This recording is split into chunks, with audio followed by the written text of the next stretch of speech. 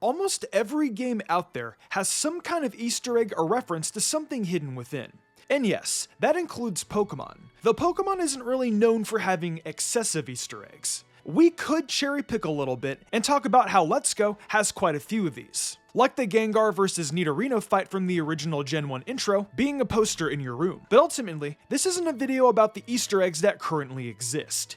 If anything, you're far more likely to notice Easter eggs referencing Pokemon in other games and media because the franchise is just so huge and popular. But when it comes to Pokemon games, most things you would consider Easter eggs are more like simple nods to continuity or references to something else in the series itself. It's not something like Warcraft, where for better or worse, you're sure to expect a whole hodgepodge of cultural references at every corner. While Pokemon has done a lot of nostalgia-based things, especially with Kanto, I do think there's something to appreciate that the series hasn't relied too much on indulgently, referencing everything about itself or other unrelated things in the core games constantly, and just does whatever that particular game sets out to do. All the same, I also think that Scarlet and Violet provide a good opportunity to do callbacks to previous games in this series in an appropriate way. So let's take a look at the top 10 Easter eggs that I'd like to see in Pokemon Scarlet and Violet. Before we begin though, I'm going to be starting a brand new series on Mystic Umbreon Shorts for Pokemon Scarlet and Violet pretty soon. It's going to be specifically over there. And if you guys like in-game playthroughs, I think it'll be right up your alley. We also upload daily Pokemon facts over there. Over on Mystic Reads, I've started a brand new Pokemon fanfic called The Road to be a Pokemon Master Kanto Arc. In this journey, Serena and Ash are raced together in Pallet Town, and it depicts an entirely new journey with Mr. Ketchum and the rest of the gang with this new spin. Links for both these channels will be in the description and the iCard above.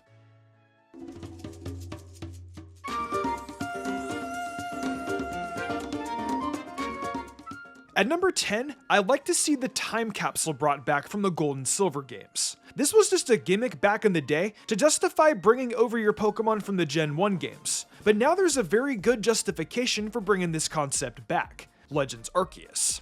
I'm thinking they can bring this back as a way to get your Pokemon game file with some sort of reasonable explanation. It can be unlocked maybe through some sort of side quest. The existence of the capsule should also definitely reference Johto in some way. That being said, this one sits all the way up at number 10 because I don't think anyone took the existence of the time capsule from Gen 2 all that seriously for a canon perspective, especially with its absence in Heart Gold and Soul Silver. It's something that should be seen as potentially world-shattering if the games actually really bothered acknowledging it. This is why this entry is all the way up at the number 10 spot, as if it is to be included, it's difficult to say how seriously it should be taken within the context of the series, and would probably just end up being more of a nice nod to something that existed in the original Gold, Silver, and Crystal games.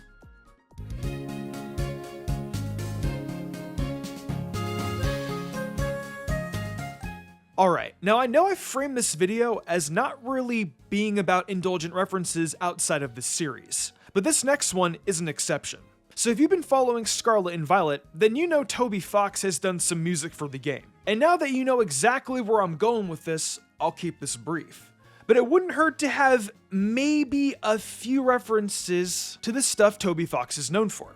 Obviously, the main thing most people would recognize him in would be an Undertale. Now, I'm not saying we need to shove a Sans poster on some poor Pokemon Center's window, but I don't know, maybe just something really subtle. Maybe even just a few lines of dialogue that would evoke some memory of the game.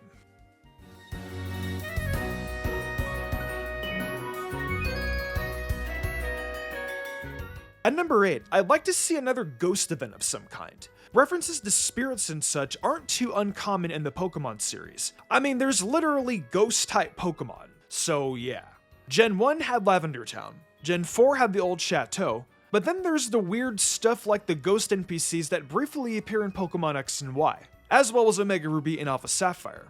In the context of Easter eggs, I'm definitely thinking something more subtle like the latter. But hey, if they want to do another cool ghost-centric area, I'm totally down for that. Maybe they could also tie it in somewhat with another ghost or spiritual element from a previous entry in this series in some way as well.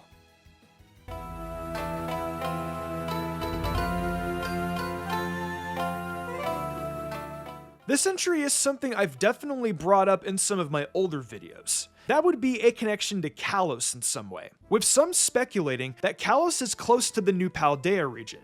I think it'd be good to have some references to things from that region, possibly even a few character cameos. Diantha is supposed to be this famous actress, and in the Pokemon Journeys anime, she makes a few cameos, like showing up on a magazine very briefly. Even something like that would be nice. Personally, I'd like to see a few of the characters potentially be a little more involved, but that may be a bit beyond just mere Easter egg territory. But it'd be nice to expand the sense of the Pokemon world and even expand on Kalos a bit, which is a popular region in the anime, but not nearly to the same degree in the core games.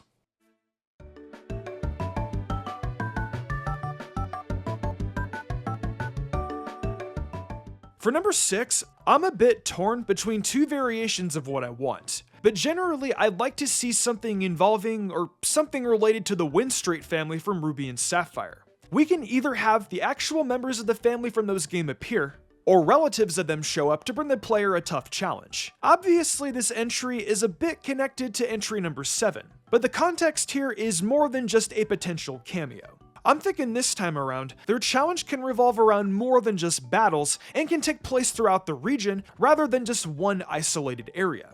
However, it could also just be a family similar to the Winstraight folks, accompanied by a few references since the concept would likely be influenced by them. I don't think this idea has to be too linear.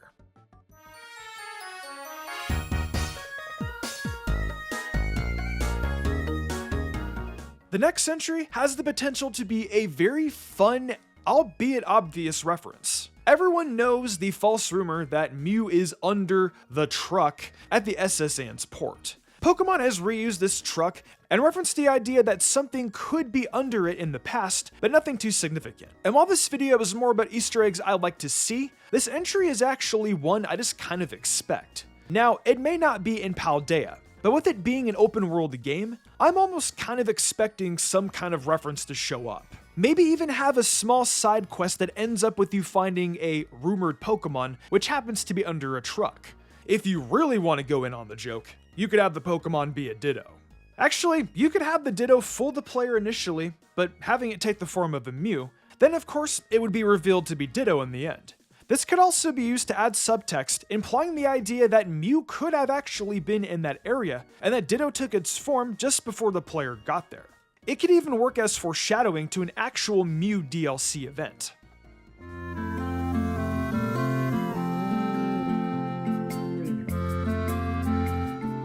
You know, speaking of the SS Anne, how about a boat event or a side quest of some sort? It could start off similar to the SS Anne segment from the Kanto games at first, but maybe ends up going in a different direction to have some fun with an old concept. The captain could have some sort of relation or knowledge of the captain of the SS Anne, and hopefully this one doesn't get sick too.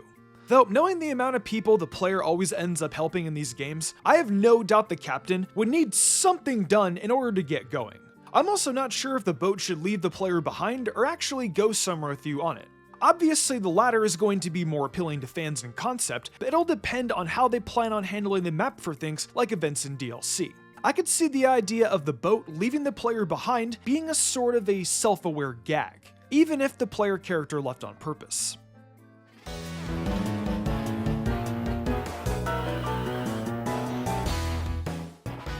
We've spoke about a Kalos connection already. Now how about a Univin connection?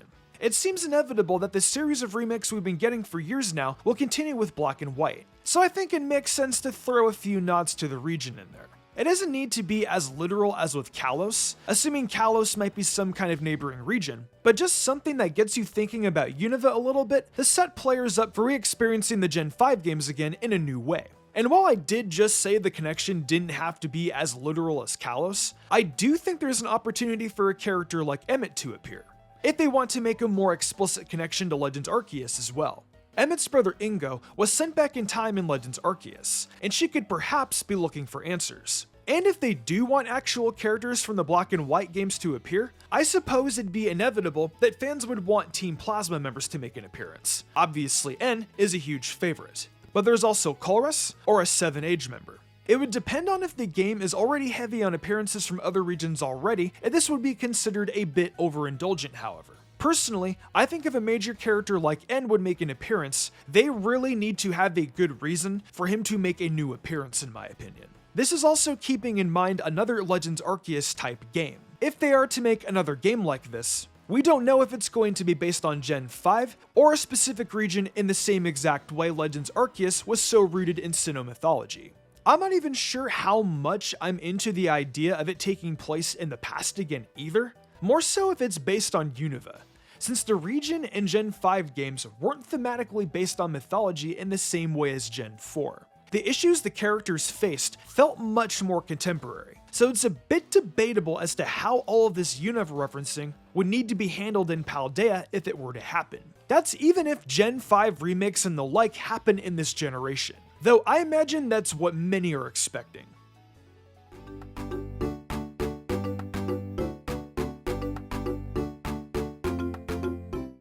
In our penultimate spot, it's another concept based on referencing another region, this time Johto. I already mentioned the time capsule as something potentially referencing Johto. In Sun and Moon, we saw older versions of Red and Blue, and I'm actually half expecting to see the protagonists of Gold and Silver to appear as well someday. I say half expecting because it's definitely a little trickier than Red and Blue, as those two were the original established characters that everyone knows in one way or another. The Gen 2 protagonists don't have quite the representation that those two or even later generations did, as any anime adaptation was never quite on the level of characters like Dawn and Mei. Even the Gen 5 protagonists get more love from fans, who never got any major mainstream anime adaptation at all. It's also tricky with some of these generations where it's not clear which protagonist became champion, since the players end up choosing them. Leaf ended up getting the shaft when it came to the returning appearance in Let's Go, so that's cool at the very least. But if, for example, they were to try to reintroduce the time capsule for Hisui and trading, I think this would warrant at least one character showing up, even more than the other regions. Perhaps Professor Elm or, interestingly, Silver, who I think is a character that has an arc that can still be explored a little further.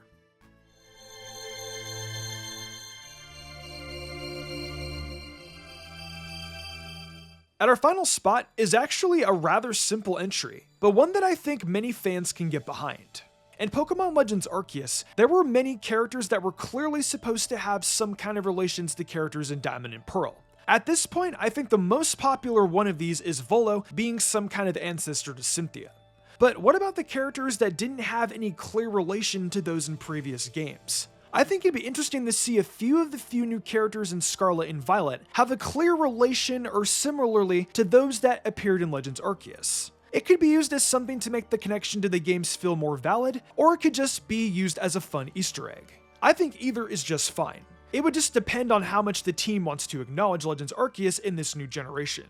If taken more seriously, it could also be used as a way to connect the region to Paldea. Perhaps at some point in time, something occurred that caused some part of the family tree of the characters from Hisui to move to the region that would eventually be known as Paldea. The existence of Legends Arceus really shows evidence of how much you can do with the world of Pokemon, even just beyond events from the past. But even potential connections between regions that can really flesh the culture of the people that inhabit them and overall mythology. There's a lot you can do with it, which is why it's in my number 1 spot.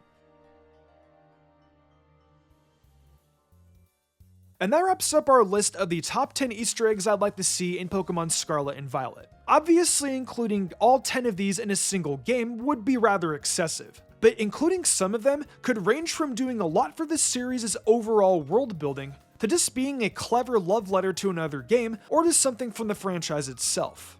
But what do you think? Are there any Easter egg references or similar concepts you'd like to see in Gen 9 that I never brought up? The possibilities are pretty endless with a series like Pokemon, so let me know down below. Hey, it's the outro. Isn't that exciting? Thank you for enjoying another Mystic Umbreon video. We're getting ready to enter the fall, and the final stretch of hype for Scarlet and Violet is here. The excitement for Pokemon's 9th generation is at its peak, and I couldn't be more excited.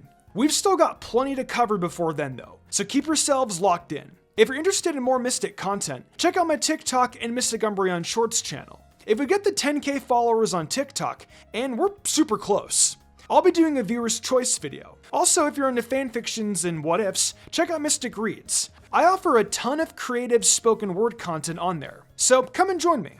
That's all for now. Make sure you subscribe for more fantastic content, and I'll see you next time.